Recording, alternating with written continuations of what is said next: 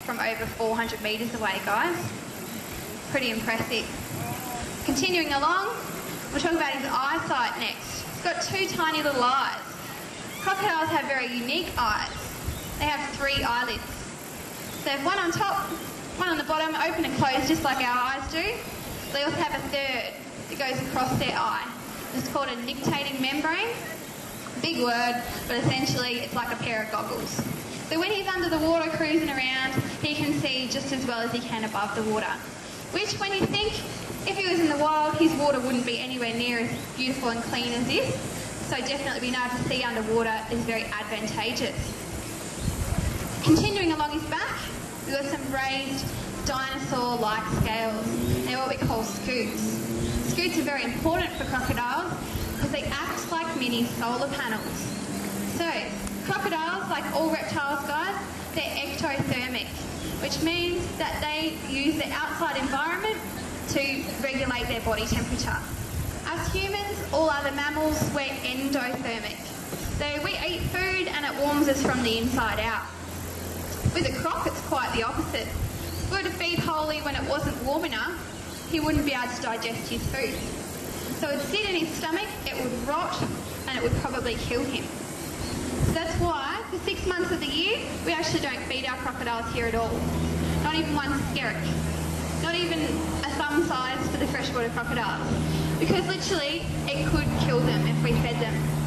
But it's not winter time. It's beautiful December. It's very hot. Holly's looking keen, so I'm going to get Kylie up and see if he'll jump for us today. Get your cameras ready if you have one.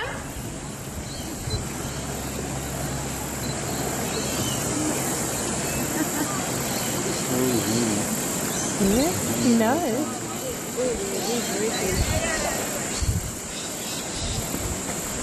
Alright guys, he's a little bit over keen today. He's got to go in a certain place so that he doesn't hurt himself when he jumps up. So we're just going to make sure he lines up properly.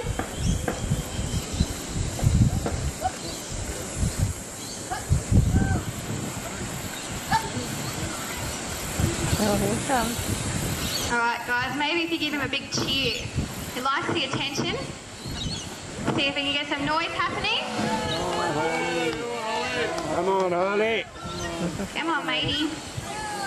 He's hungry, but sometimes he's a bit lazy. I'm sure he'd like us to just throw the food down to him. But, considering he's in captivity, he only has this much space to exercise in, we do make him jump for his food. Just for that bit of exercise there. Ready? Getting ready, guys. Come on. Oh, it's going to be naughty. Oh, you're lazy.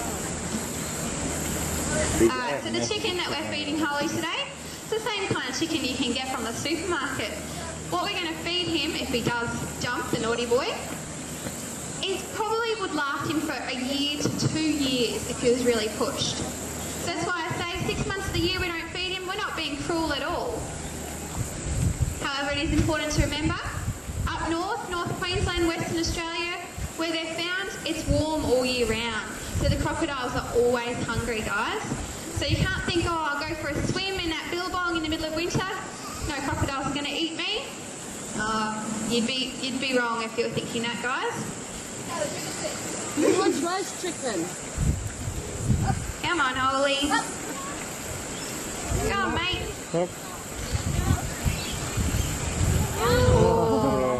Sometimes I think he looks at that chicken and goes, no, I'd rather that person fell in and I ate them instead.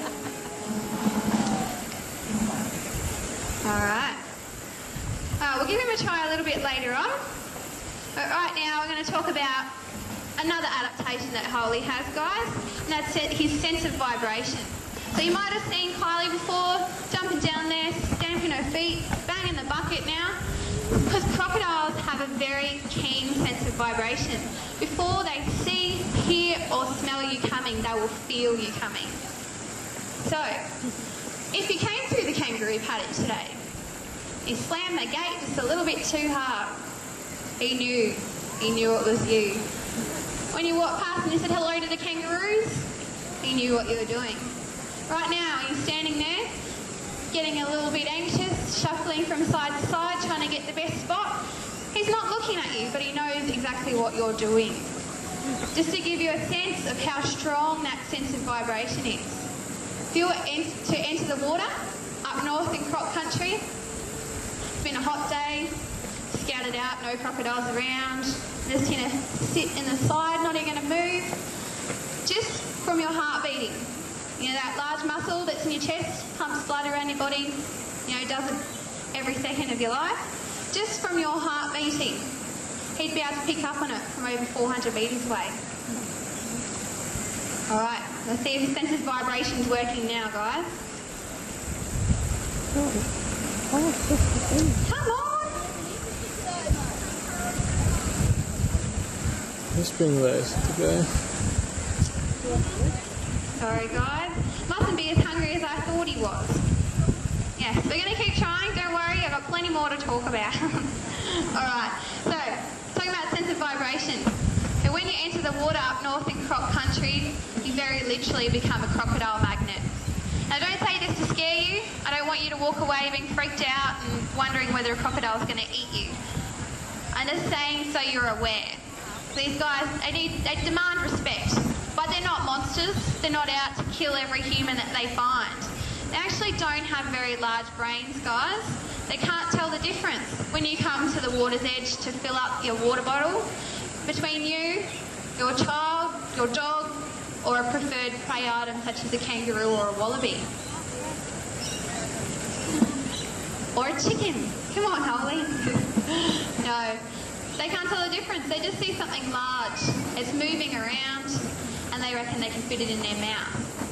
So, if you take one thing home from this presentation this afternoon, let it be don't go near the water.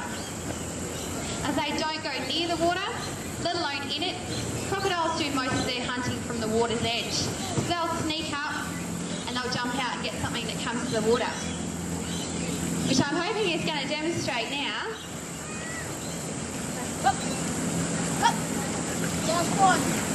Oh! Good done. Thank you, Kylie, for your persistence. All right, guys. That was pretty impressive. As I can see, you can see how far he can get up out of the water. So imagine if you're at the water's edge. They say a safe distance from the water is about 4 metres. Because very literally, one lash of his muscular tail, he can reach that rock out there by itself. All right. Got one more piece, so we'll see how we go. Do a little bit more talking and then we'll try again. All right.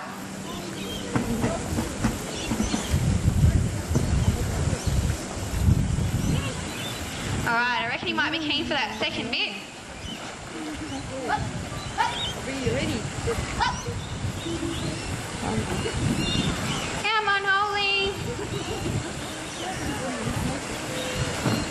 As I said, he is a little bit lazy. All right. I think that'll do. As I said, that chicken's enough to last him for a year anyway, so it's not like we're being cruel. He's the one who's not cooperating today, so he's not going to get it. All right. We do have a very unique opportunity for you this afternoon, though, to get up close and personal with a saltwater croc just like Holly, but a much smaller one, of course. We've got a 2-year-old saltwater croc up in the gazebo with Penny there. As I said, very unique opportunity, just a miniature version of Holly. So you can check out his 3 eyelids. You can check out his nostrils and all that stuff.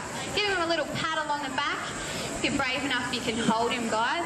However, if cute, cuddly and furry is more your style, $3.15. Down in the bottom paddock, we've got our kangaroo feed. So definitely check that out as well. All right. Thanks very much for coming along. Hope you enjoy the rest of the afternoon, guys. See you later.